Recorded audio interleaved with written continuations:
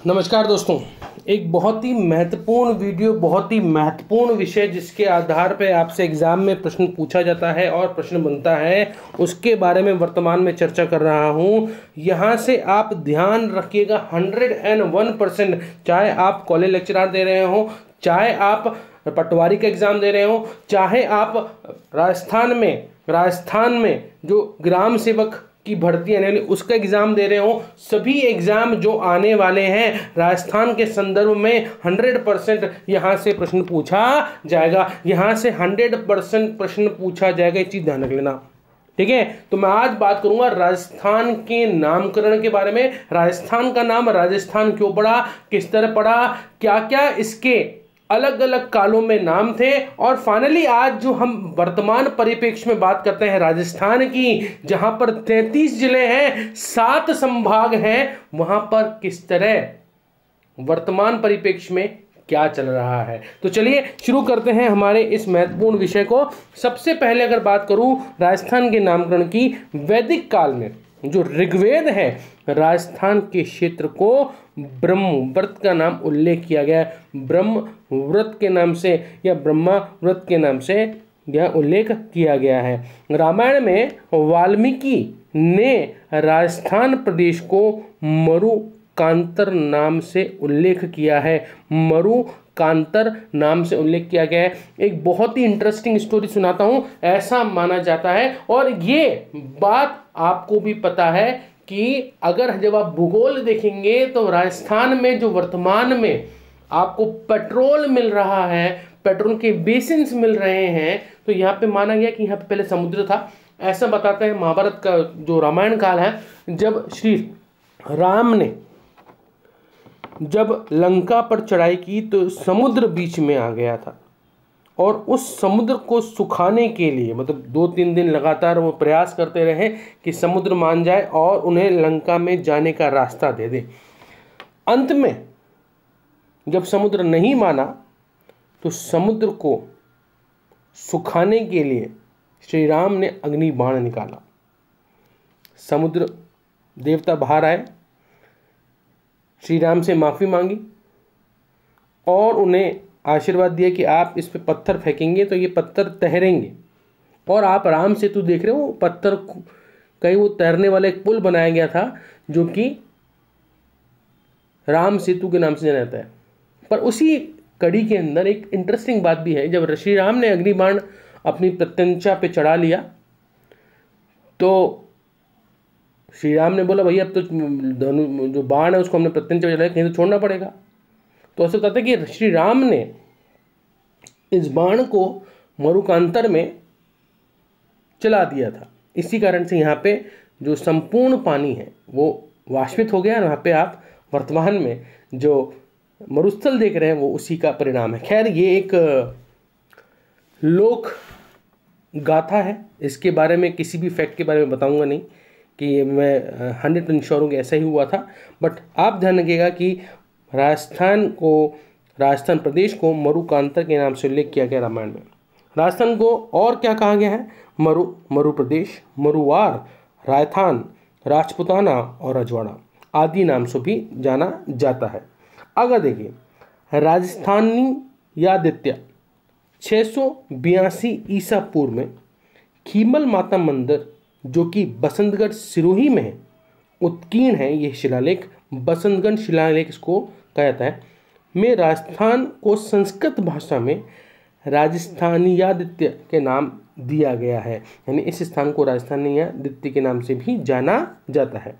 अब देखिए, अगर मैं बात करूं और आगे बढ़ूं तो राजस्थान के ऐतिहासिक ग्रंथ, अब ऐतिहासिक ग्रंथ कौन से? एक है मुणोत नैन्सी री खयात, 1665 ईस्वी में मुणोत नैन्सी, जिसको राजस्थान का अबुल फजल भी कहा जाता है, द्वारा रचित मुणोत नैन्सी में पहली बार राजस्थान शब्द का प्रयोग किया गया। इसके अलावा राजरूपक ग्रंथ, आई रिपीट, राजरूपक ग्रंथ जो कि 1731 में वीर भाण द्वारा रचित है। देखो ध्यान रखना, मुणोत नैन्सी जिसे राजस्थान का अबुल फजल भी कहा जाता है, और राजरूपक ग्रंथ जो कि वीर भाण द्वारा रचित है। पहली बार इन दोनों ग्रंथों में राजस्थान शब्द का प्रयोग हुआ था और प्रयोग हुआ है। ठीक है, अब देखिए इसके बाद हमने बात की किसकी, प्रागैतिहासिक काल की, फिर हमने बात की मध्यकाल की। अब मैं बात करता हूँ वर्तमान में, मतलब जो मॉडर्न हिस्ट्री उसके अनुसार। जॉर्ज थॉमस जो कि निवासी थे आयरलैंड के,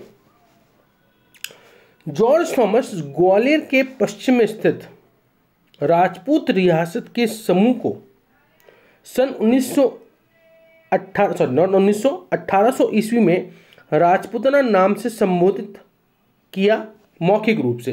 तो पहले व्यक्ति जिन्होंने राजपूताना शब्द लिया वो कौन थे, सर जॉर्ज थॉमस। उस समय जॉर्ज थॉमस ग्वालियर के मराठा शासक दौलत राव सिंधिया का अंग्रेजी कमांडर था और इस व्यक्ति यानी जॉर्ज थॉमस की मृत्यु राजस्थान के बीकानेर में हुई। बात समझने की ये है दोस्तों, पहली चीज राजपूताना शब्द का सर्वप्रथम प्रयोग किया जॉर्ज थॉमस ने, और मृत्यु भी कहाँ हुई इसकी, राजस्थान के बीकानेर में। ठीक है, कहाँ के रहने वाले थे साहब, ये आयरलैंड के थे। फिर आए भैया 1805 में विलियम फ्रैंकलिन ने अपनी पुस्तक, ये पुस्तक पूछी गई है कई बार एग्जाम में, military memoirs of mister George Thomas में लिखा।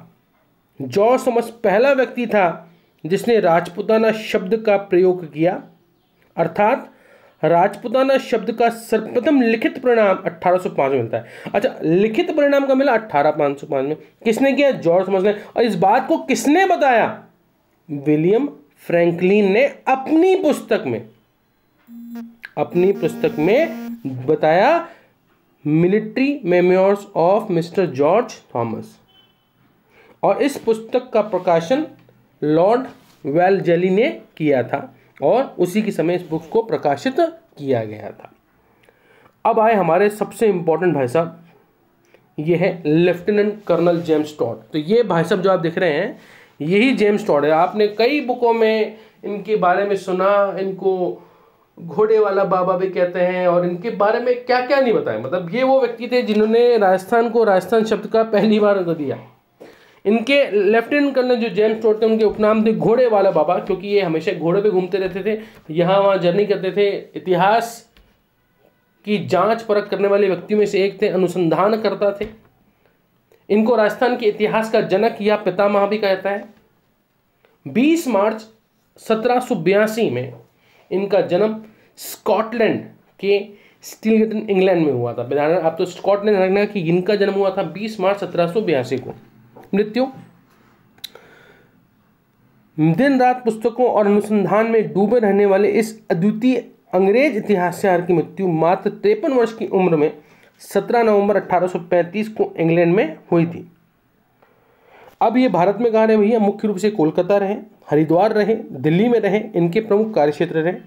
इनकी जो पत्नी थी वो थी जूलिया क्लटर बक, जिनका साथ इन्होंने दिया अपने जीवन संगिनी के रूप में, और अपने जो अनुसंधान के लिए कहीं न कहीं जूलिया जी का भी बहुत बड़ा योगदान रहा। खैर, अब राजस्थान और गवर्नर जेम्स टॉड की बात की, क्योंकि अधिकतर तो उनका कार्य क्षेत्र हो रहे भैया। ये सबसे पहले 1806 ईस्वी में अपनी फौज की नौकरी के दौरान पहली बार उदयपुर पहुंचे। ये ऑब्वियसली कर्नल हैं तो ऑब्वियसली सेना से संबंधित ही होंगे।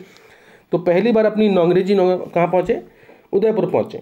1817 में मेवाड़, हाड़ौती, कोटा, बूंदी क्षेत्र में रेजिडेंट के पद पर ये नियुक्त हुए।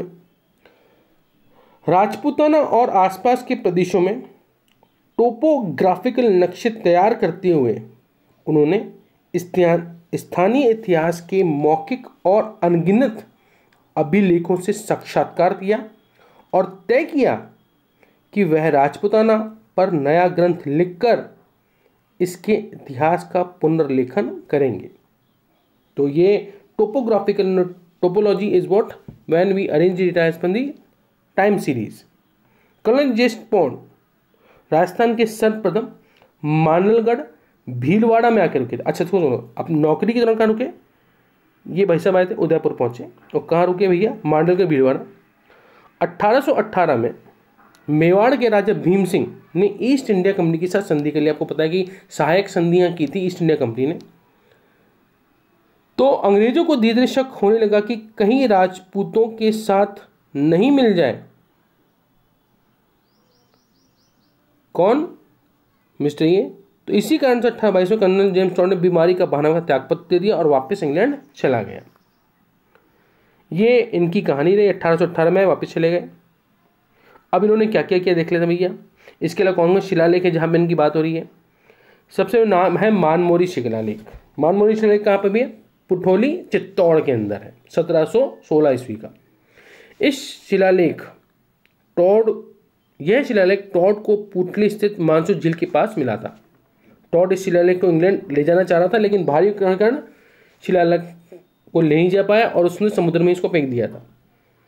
इस शिलालेख में पहली बार अमृत मंथन, जो हम मानते हैं कि देवता और दानवों के बीच अमृत मंथन हुआ था, जिसके कारण बहुत सारी बहुत व्यापी बहुत ज़्यादा उपयोगी वस्तुएं देवता और दानवों में बटी थी। उसमें अमृत भी कहीं नहीं था। इस शिलालेख में 4 राजाओं को उल्लेख है। महेश्वर, भीम, भोज और मान मिलता है। मानमोरी शिलालेख कहाँ पर है? पुठोली चित्तौड़गढ़ में है। ये कहाँ मिला भाई साहब को? इनको मिला मानसूर झील के पास। ले जाना चाहते थे कहाँ पे? इंग्लैंड। पर क्या हुआ? भारी होने के कारण इसको समुद्र में फेंकना पड़ा, क्योंकि कुछ प्रॉब्लम आ गई थी जब ये इसको ले जा रहे थे। इंग्लैंड जाकर कर्नल जेम्स टॉड ने राजस्थान से जुटाई गई ऐतिहासिक सामग्री का अध्ययन कर एक पुस्तक तैयार की। आप ध्यान रखें, पुस्तक कई बार पूछी गई है कि भैया कर्नल जेम्स टॉड ने कौन सी पुस्तक लिखी। तो कर्नल जेम्स टॉड ने जेम्स क्रुक ने लंदन से analysis and antiquities of Rajasthan के नाम से पुस्तक को प्रकाशित किया और इस पुस्तक को हम the central and western Rajput status of India के नाम से भी जानते हैं। ठीक है, ये ध्यान रखना। 1829 में जेम्स कुक ने लंदन में analysis and antiquities of Rajasthan नाम से पुस्तक लिखी। इस पुस्तक को हम the central and western Rajput status of India के नाम से भी जानते हैं।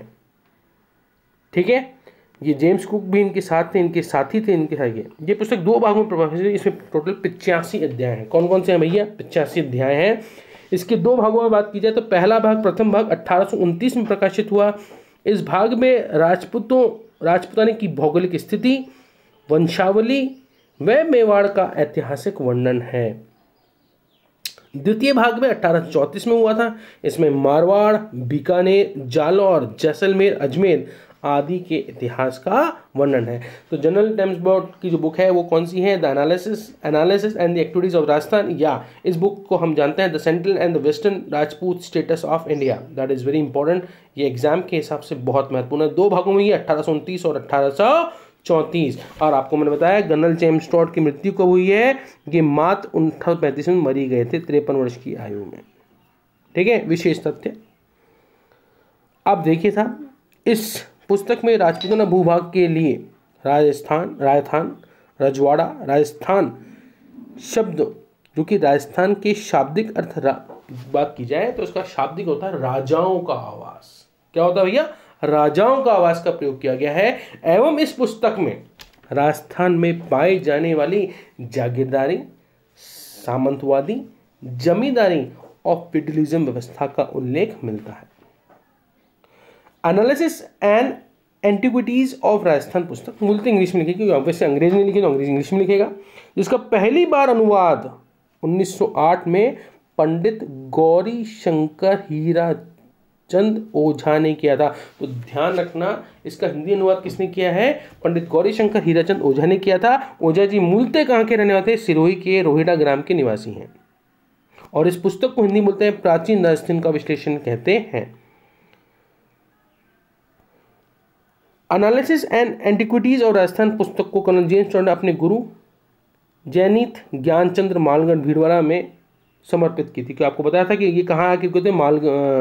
भीलवाड़ा में आके रुके थे, वहाँ पे मांडलगढ़ में रुके थे, तो वहाँ पे उन्होंने अपने गुरु को ये समर्पित की थी। 1832 में कर्नल जेम्स टॉड की मृत्यु होने के बाद दूसरी पुस्तक पश्चिम भारत की यात्रा the travellers in western India का प्रकाशन उनकी पत्नी जूलिया खटबर्ग ने किया, जिसमें राजपूती परंपराओं, अंधविश्वासों, आदिवासियों के जीवन और मूर्तियों आदि का उल्लेख है। और अगर कर्नल चेमनॉस की बात की जाए तो उन्होंने लगभग 24 वर्ष भारत में बिताए और 18 वर्ष से 24 वर्षों में राजपूताने में बिताए। ठीक है, चलिए अब आपके कर्नल टॉड, अजमेर का कस्बा टॉडगढ़, अजमेर में कस्बा है टॉडगढ़। कर्नल टॉड के सर्वेक्षण की सिलेक्शन में अजमेर और उदयपुर कई स्थानों पर है। उन्हें भीम नामक कस्बे के निकट, जो समुद्र तल से लगभग 3,281 फीट पर एक बचा हुआ एक छोटा सा गांव है, बोरसवाड़ा भी था, जो जंगलों और अलावली पहाड़ियों से घिरा हुआ था। यहाँ से कई किमी दूर भूभाग स्पष्ट दिखाई देता था। यह जगह उनको पसंद आई और उदयपुर के महाराजा भीम सिंह की सहमति से स्वयं के लिए बोरसवाड़ में एक छोटा सा इन्होंने किला बनवा लिया। महाराजा भीम सिंह कर्नल की सेवा से इतने प्रभावित हुए कि इस किले का नाम उन्होंने टॉडगढ़ रख दिया, जो कालांतर में टॉडगढ़ कहलाने लगा। तो आज जो टॉडगढ़ है वो महाराजा भीम सिंह ने उनको बनाने के लिए कहा था और इसका नाम टॉडगढ़ रखा गया। टॉडगढ़ आज अजमेर जिले के एक तहसील मुख्यालय है। आप जब अजमेर जाएंगे तो वहाँ पे आपको देखने को मिलेगा। वर्तमान में यहाँ एक सरकारी स्कूल चल रहा है विशेष। जेम्स ने अपने इतिहास लेखन में अत्यंत गंभीर तथ्यात्मक त्रुटियां की हैं, जैसे क्या क्या मीराबाई को राणा कुंभा की पत्नी बता दिया था, जबकि मीरा राणा कुंभा की पौत्र की पत्नी थी। यद्यपि एक जैन साधु यति ज्ञानचंद्र, जो कि राजस्थान के इतिहास लेखन में जेम्स की बड़ी सहायता की थी, परंतु स्वयं जैन धर्म के बारे में टॉड को कुछ गलत जानकारी मिली थी। उसने जैन धर्म को बौद्ध धर्म का अंग माना है और पार्श्वनाथ को 23वां बुद्ध माना, जबकि जैन धर्म और बौद्ध धर्म बिल्कुल अलग है। तो ये गलतियां थी टॉड के द्वारा। खैर फिर भी जो भी कार्य किया अनुकरणीय और बहुत ही बढ़िया। पहली बार विशेषतः राजस्थान शब्द का पहला प्रयोग, मतलब अगर बात करें राजस्थान के बारे में तो अभी हम बात करें कि राजपूताना यूज़ किया है, मिस्टर टॉड ने भी बोला, उससे पहले काफ़ी लोगों ने बोला। पर अगर बात करें राजस्थान का पहला जो प्रयोग हुआ है राजस्थान के एकीकरण के समय, द्वितीय चरण में 25 मार्च 1948 में गठित पूर्व राजस्थान संघ में किया गया।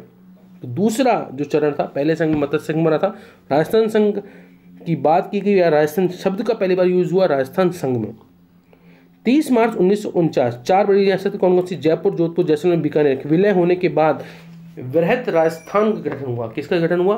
वृहत राजस्थान गठन हुआ। और ये जो 30 मार्च है, 30 मार्च जब जयपुर, जोधपुर, जैसलमेर, बीकानेर जैसी बड़ी रियासतें जब मिल गई थी, यही कारण है इसको राजस्थान दिवस के रूप में मनाया जाता है। तो कई बार पूछा गया भाई राजस्थान दिवस कब मनाया जाता है, तो राजस्थान दिवस मनाया जाता है 30 मार्च को। क्यों मनाया जाता है? क्योंकि इसी दिन राजस्थान के जो वृहत राजस्थान का जो चरण था उसमें 4 बड़ी रियासतें इसमें मिली थी। ठीक है।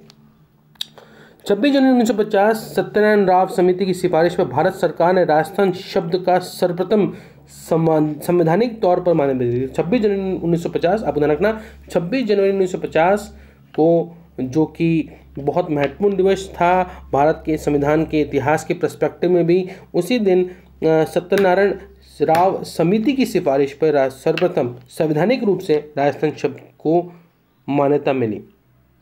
राज्य के प्रथम राजप्रमुख, जो कि महाराजा सवाई मानसिंह, प्रथम प्रधानमंत्री और मुख्यमंत्री हीरालाल शास्त्री बने। 1952 में आम चुनाव के बाद प्रथम निर्वाचित मुख्यमंत्री टीकाराम पालीवाल बने। राजस्थान के एकीकरण की बात की जाए, इसके बारे में पूरी चर्चा करूंगा कि किस तरह क्या हुआ था।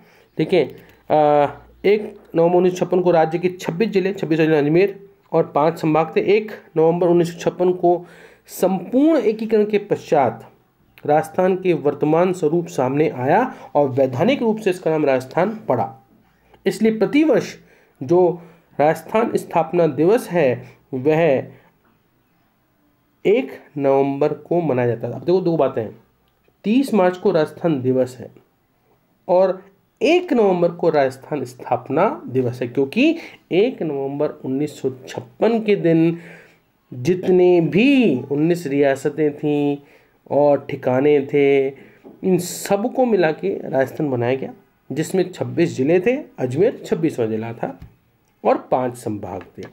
1 नवंबर को संपूर्ण राजस्थान के एकीकरण की प्रक्रिया समाप्त हो गई थी। जब ये समाप्त हो गई थी, उसी दिन से इसके दिन 1 नवंबर को हम राजस्थान के स्थापना दिवस के रूप में मनाते हैं। जबकि 30 मार्च को 4 बड़ी रियासतें मिली थी, इस दिन को राजस्थान दिवस के, तो राजस्थान स्थापना दिवस है 1 नवंबर और राजस्थान दिवस है 30 मार्च। ये चीज आप ध्यान रखिएगा। 1 नवंबर 1956 के राज्य के पुनर्गठन के बाद राज प्रमुख की जो पद था वो समाप्त कर दिया गया और राज्यपाल पद को सृजित किया गया और सरदार गुरुमुख निहाल सिंह राज्य के पहले प्रधान राज्यपाल बने, जिनके नाम पर, और मुख्यमंत्री जो बने मोहनलाल सुखाड़िया बने। ठीक है, तो ये बहुत काम का है। राज्य के पहले राज्यपाल कौन थे? गुरुमुख निहाल सिंह, सरदार गुरुमुख निहाल सिंह। और मुख्यमंत्री कौन है? अगर संपूर्ण राजस्थान की बात की जाए, मोहनलाल सुखाड़िया है। बात समझ आ गई? ये बहुत महत्वपूर्ण है। आई होप कि यह वीडियो आपको पूरा समझ आया होगा, मज़ा आया होगा। और इसी तरह के वीडियो को देखने के लिए हमें सब्सक्राइब कीजिए। और ये जो बुक मैं आपके लिए फिर से कह रहा हूँ, ये मेरे जो मित्र स्टूडेंट हैं उमेश कौशिक का इतना बेहतरीन एक बुक को लिखने में, एक बुक को समझाने में, ताकि सब कुछ एक जगह हो, एक बहुत बड़ी बात होती है। तो मैं बहुत बहुत शुक्रगुजार हूँ उमेश का। ये बुक अगर आप लेना चाहते हैं तो जल्द से जल्द हमारे इस वीडियो को लाइक करें। हम आपको आने वाले समय बताएंगे बुक आपको कौन सी जगह, कैसे, कहाँ मिलेगी। साथ के साथ ये बुक आप सबके लिए होगी, सबके लिए होगी। सभी बुक स्टॉल पे इसके बाद हमने इसको अवेलेबल करवाने वाले हैं जल्दी आपके हाथ में। धन्यवाद, थैंक यू सो मच। और वीडियो को लाइक करना बिल्कुल भी ना भूलें।